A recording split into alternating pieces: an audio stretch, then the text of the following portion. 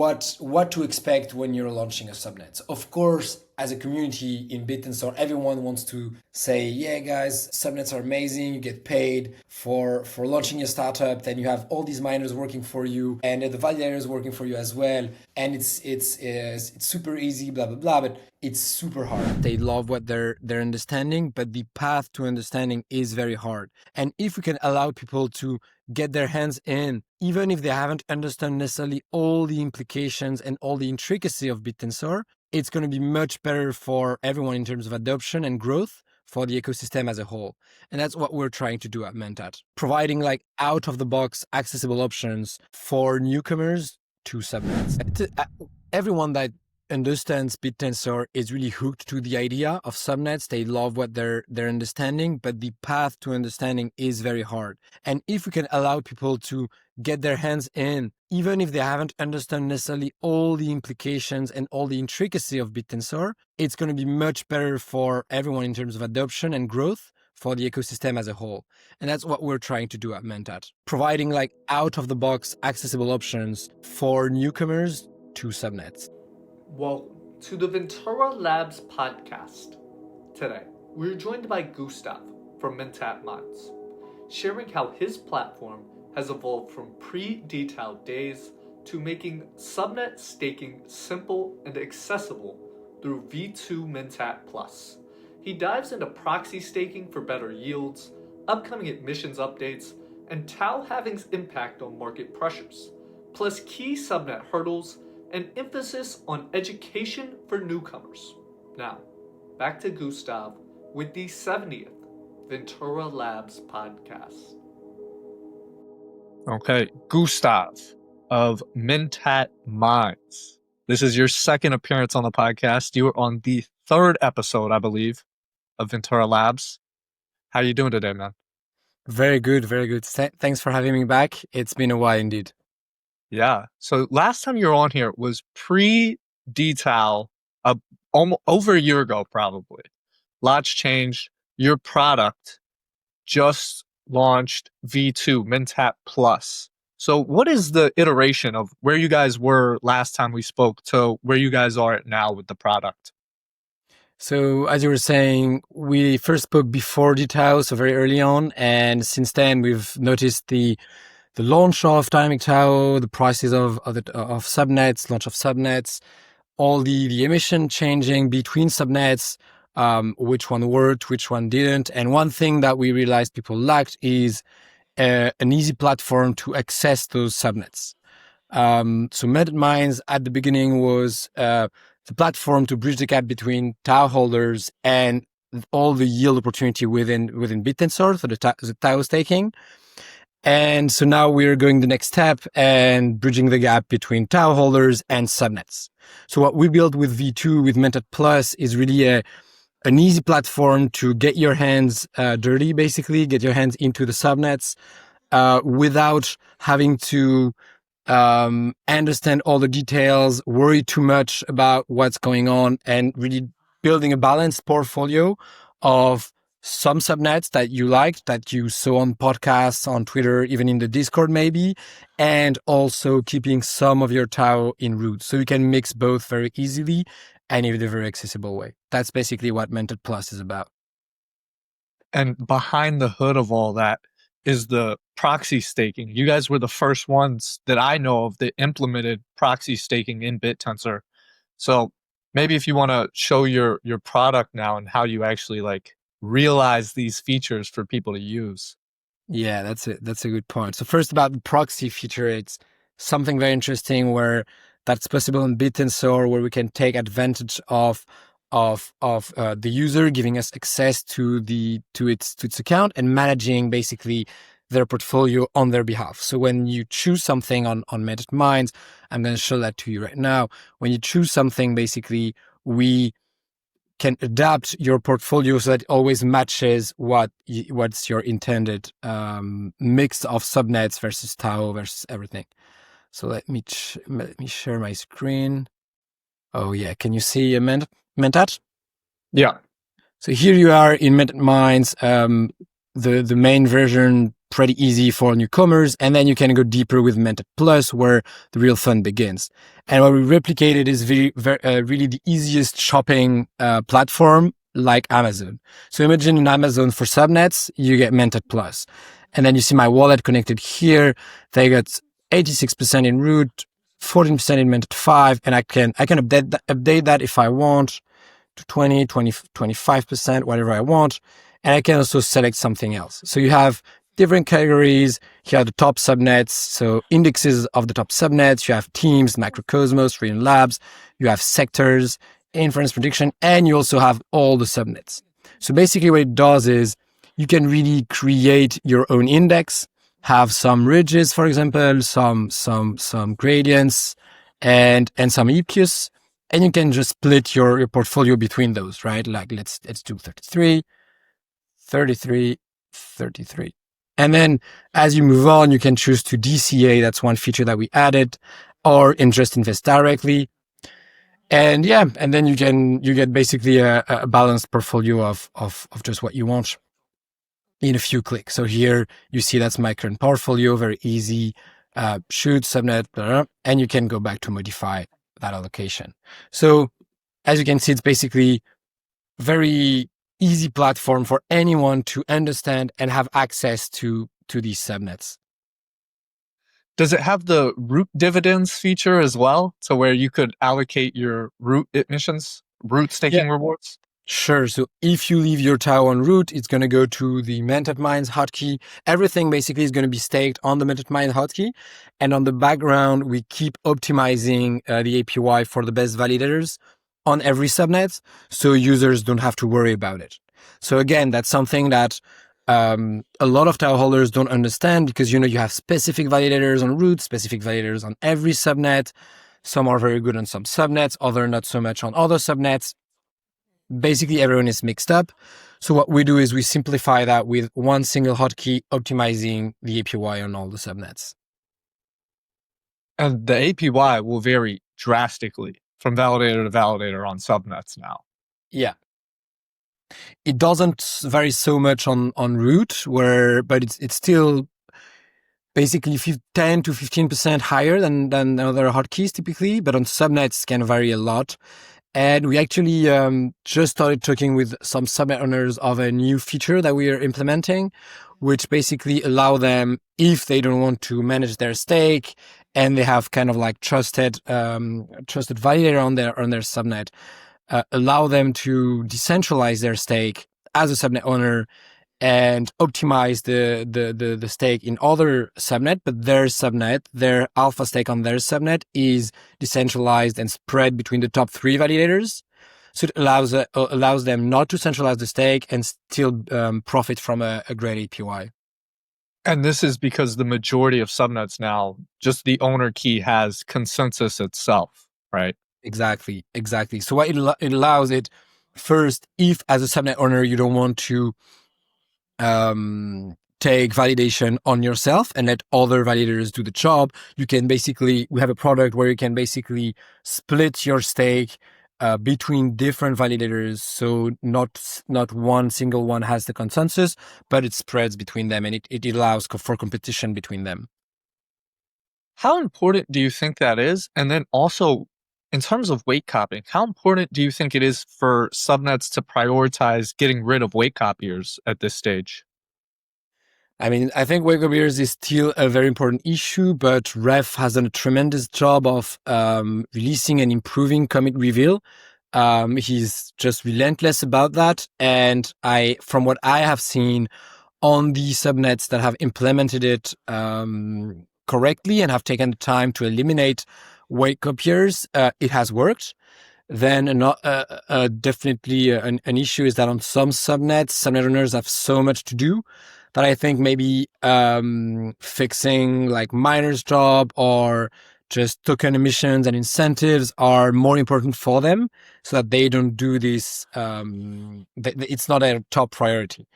So yeah, but I know there is commit reveal. New versions keep coming up. A new version of Yuma, which makes that better as well. So it's still going in the right direction. And just to circle back, Mentat Plus, What is the goal of this? Just make subnet staking easier for people? Yeah, basically, I think everyone that understands Bittensor is really hooked to the idea of subnets. They love what they're understanding, but the path to understanding is very hard. And if we can allow people to get their hands in, even if they haven't understood necessarily all the implications and all the intricacy of Bittensor, it's going to be much better for everyone in terms of adoption and growth for the ecosystem as a whole. And that's what we're trying to do at Mentat. Providing like out of the box accessible options for newcomers to subnets. And what do future iterations of this product look like? Where do you guys want to take this? What's the end goal?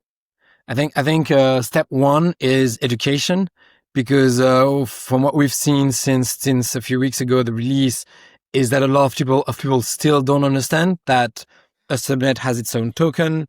This token can go up and down in TAO value, so you can lose TAO. This is a very important aspect that many people don't understand because of the vocabulary that you need to stake TAO, which is in many protocols riskless. But so I think once the education step is handled and everyone has a good understanding of what we're doing here, I think it's just building more tools to help them understand what they're getting into and how it's happening under the hood. So really hammering this education thing and getting everyone into Bittensor basically. That's on the bringing users in side. And then we have, of course, some of our team that are focused on the opportunities within Bittensor of what we could develop as products. And one area that we're looking at a lot is how we can help subnet owners with everything they have on their hands, because in the end, they have so many things to do, like handling the miners and the loss function, or basically the objective of the miners, handling the validators, handling the tokenomics, like everyone is talking about the burn mechanisms now. So basically helping subnet owners making sense of all of that is also something that we're focusing on. We're discussing with Bitstarter, for example. What they're doing is very interesting. Y Combinator of subnets, basically, it's how I try to think about it. And I think it's going to bring a lot of good things into the ecosystem. Are you guys going to be working with Bitstarter?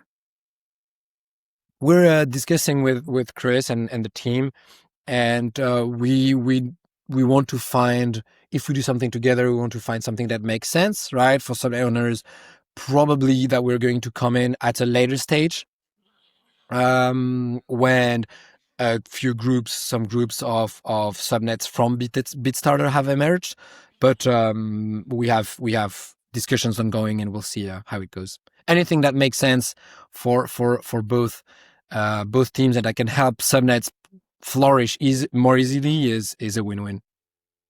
Yeah, makes sense. If you can align your incentives with theirs, then it makes sense to do. For dTAO as a whole, because last time we talked, dTAO wasn't even out yet, and you guys were essentially preparing for this dTAO future. What has been your takeaways for how dTAO has gone so far? We're now 9 months in to dTAO.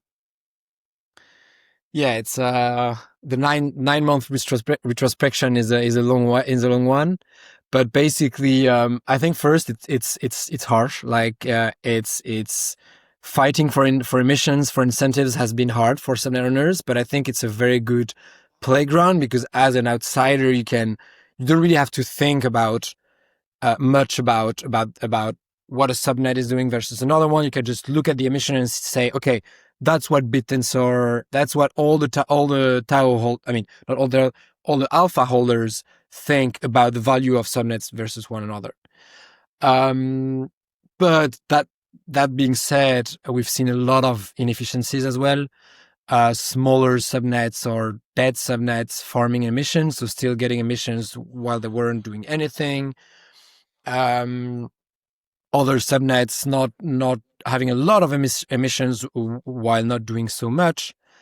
And I think I think it's tonight or tomorrow, the upcoming change in how emission work is very valuable and will bring a lot of goods to the ecosystem and the competition between the subnets. So it's kind of DTAO 2.0 or XTAO. I saw Const mentioning XTAO, but whatever. And this is going to be super interesting. And you dropped a thread the other day on, I guess, yeah. XTAO. I haven't heard that naming for it, but the update to emissions coming. Yeah, exactly. So I'm referring to the update to emissions. So basically, right now, a subnet gets emission simply according to its price or an EMA of its price. And it's good, but it has some drawbacks, mainly that if you have a huge price increase and then not much happens, you're basically stuck to this high price. So you keep getting a lot of emissions while you're not doing a lot of new things, right?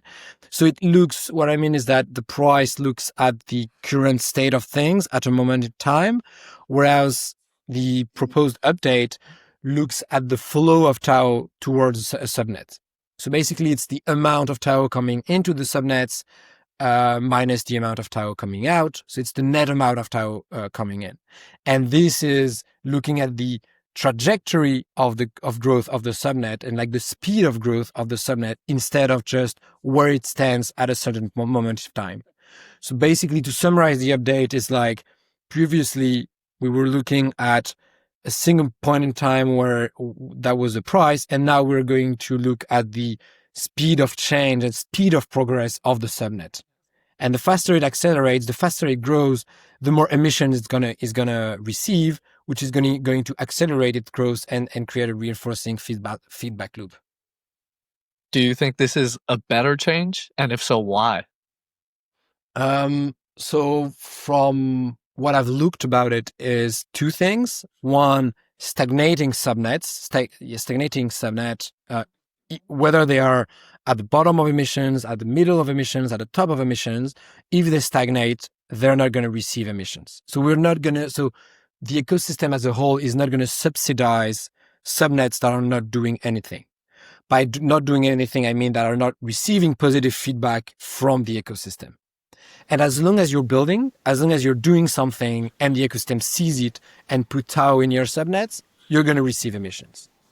And I think that's gonna free maybe emissions from the bottom 10, 20 subnets. I haven't looked at the numbers actually, so I'm not sure. But hopefully, 20% of the subnets that were kind of eating on the emissions, feeding off the emissions, are going to not receive anything anymore, and that's going to feed the other 80% of subnets. So I think it's really, really good on that aspect.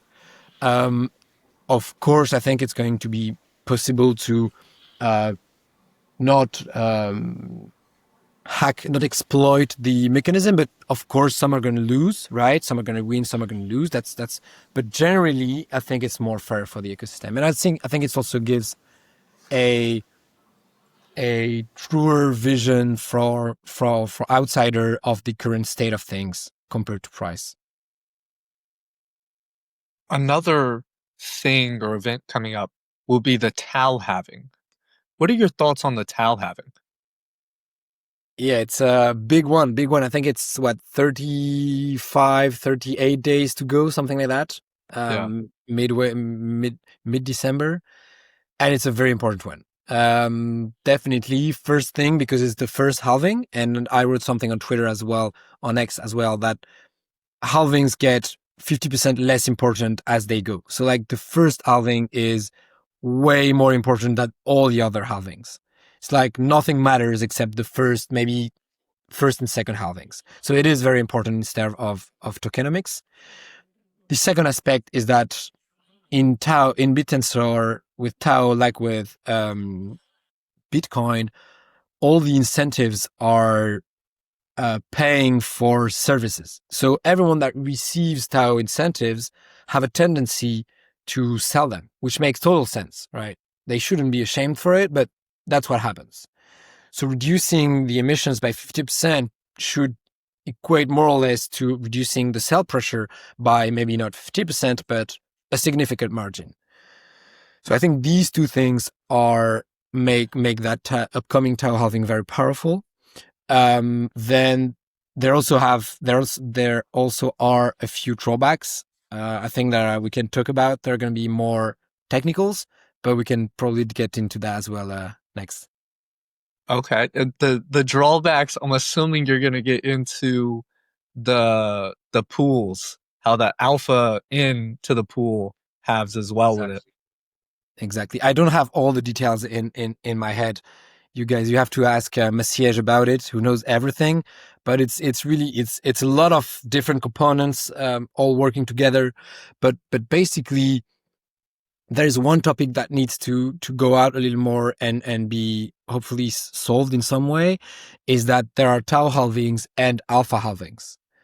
So halvings in the emissions of subnet tokens, and both components, the TAO halvings and the alpha halvings, are not synced, which basically create a discrepancy with time where one goes faster than the other, and the equilibrium of the pools get damaged, basically.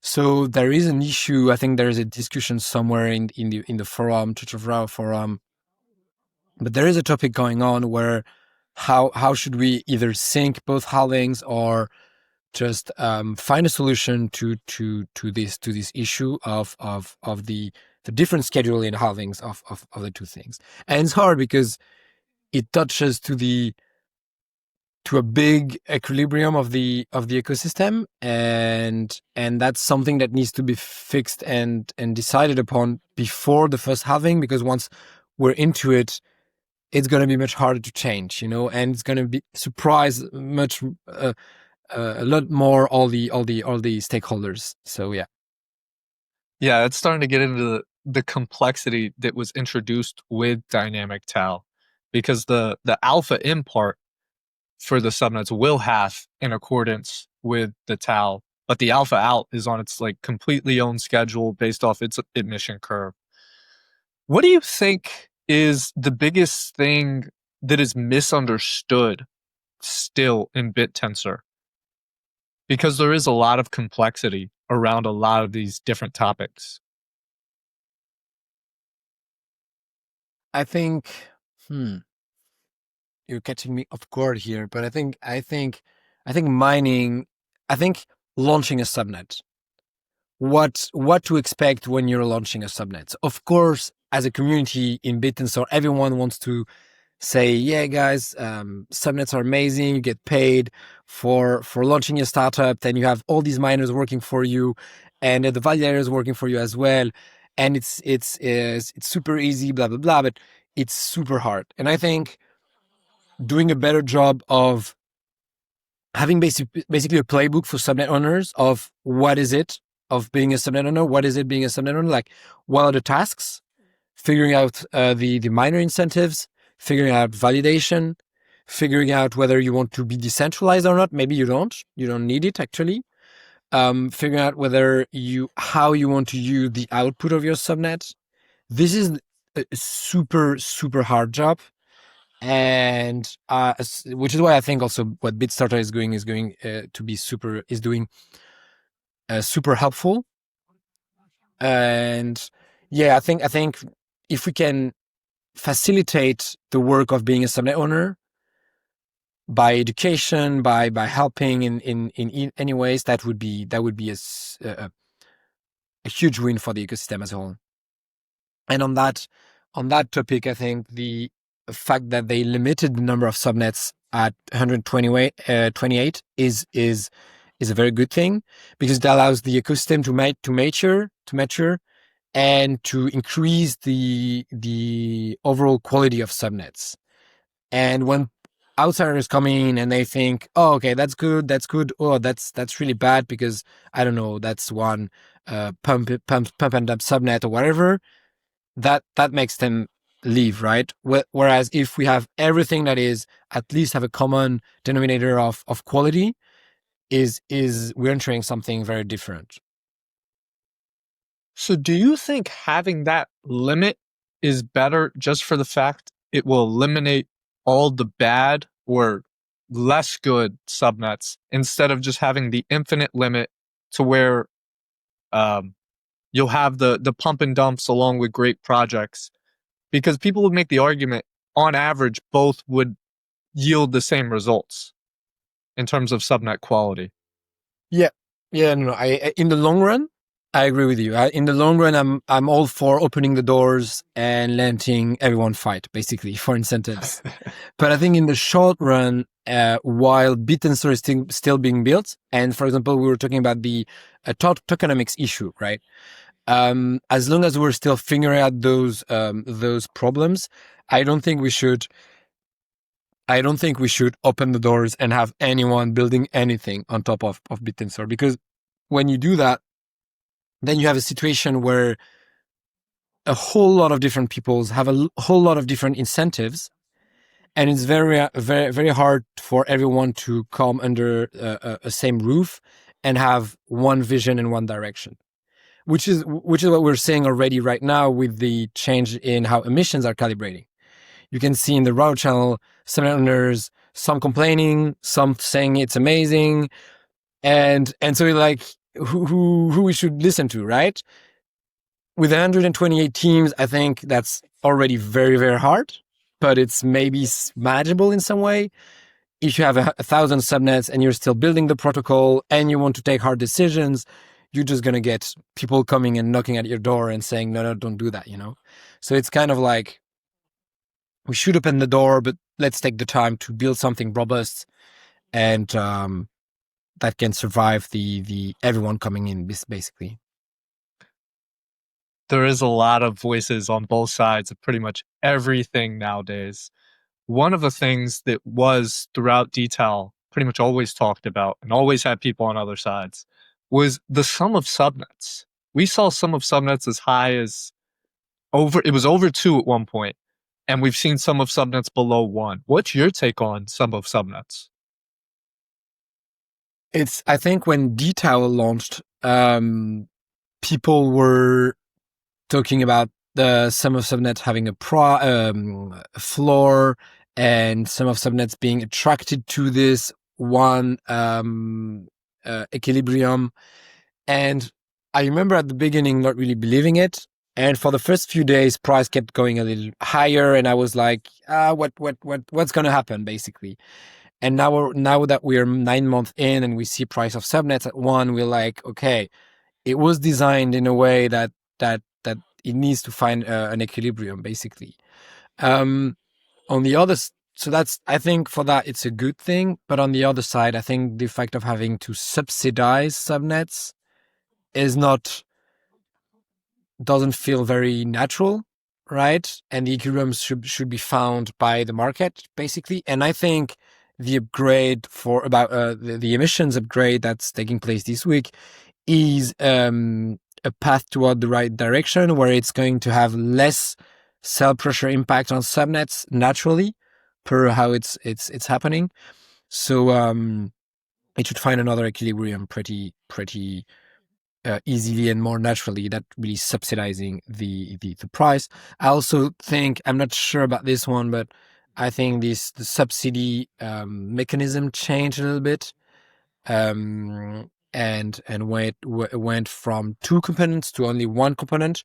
That is much easier, and it's basically removing the root cell pressure from subnets that are below, that have price below emissions, which again is going in the right direction of having something more market based and less with less intervention from the protocol. Interesting. You touched on this subsidy mechanism. I guess the details aren't even out exactly of the final version of this upgrade, but the subsidy mechanism prior kicks in when sum of subnets goes below 1. We saw sum of subnets at like 0.99 very briefly for a bit. And what is your opinion on this subsidy mechanism in general? Do you think it's something that should stay? It's good? It needs to be changed? You touched on it a little bit here.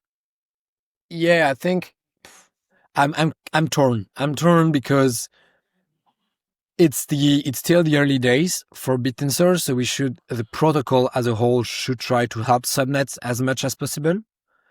But then on the other side, everything here is theoretically, right? On the other side, I'm like, if subnets don't attract capital by themselves, why should the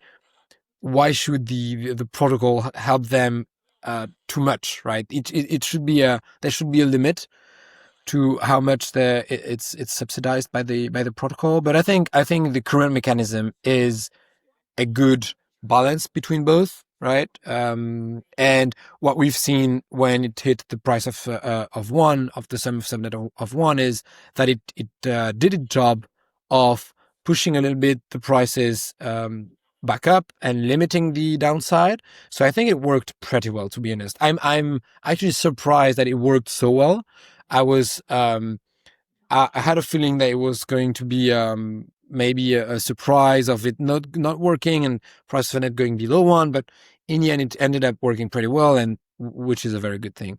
So I'm like, I think a good balance have been found, and that the mechanism is probably right, like correct as it is right now, if it's working, all I can say, I guess. And to kind of loop back here into Mentat Minds a bit, you guys work with proxy wallets. I asked you this last time you were on the show. Is there any plans to ever use proxy wallets beyond the staking proxy? Do you guys have any product ideas for something like that? Yeah, it's a very good question. I don't think people are ready for that at all. So basically, what we could do beyond that is full proxy, right? So we take the full control of your account as a user. But I think both from a security standpoint and a and a strategic standpoint, I don't think it's very recommendable. I think first, people have a hard time understanding the current state of things and how proxy work. But in terms of responsibility on our side and in terms of risks for the users, we enter a different ball game. It's like another entirely other level. But at the same time, if we go down the road of building something completely custodial, right, much more end user, maybe, who knows, like something like a centralized exchange that is hidden between on-chain functions. It's something that could work, but not yet, not at the moment. We're not thinking about this. All right. Well, Gustave, I'll ask you one last question here today. And that's, what advice do you have because you run Mentat Minds, which helps people allocate their TAO. What advice do you have for people when they decide, hey, I want to allocate my TAO, where should I allocate it? So first, do your research on the subnet. I know that's not the point of Mentat Minds, but it's still important to understand not necessarily what like the specifics of the mechanisms, but the global idea of how subnet works. That's important. And then, not having to dive deeper into the subnets, you can just select an index, right? So what we do is exactly like the S&P 500 for subnets. We have the Mentat 5 index, Mentat 15 index, which work very well. What I would advise is start small, basically. Start small, 90% root, 10% subnets. You get a feel of the volatility, how much goes up, how much goes down. And then with time, when you're confident that subnet market is a good investment, then you can move your investment up slowly, right? So you move from 1090 to 2080 to 3070, and then with time you can start increasing basically your subnet exposure. And once you get more acquainted with the volatility, then you can start dabbling into the specific subnets. But basically, my advice, I could summarize it with: start small, but start early, and see how things go along the road. Gustave, it's been a pleasure having you on the podcast today.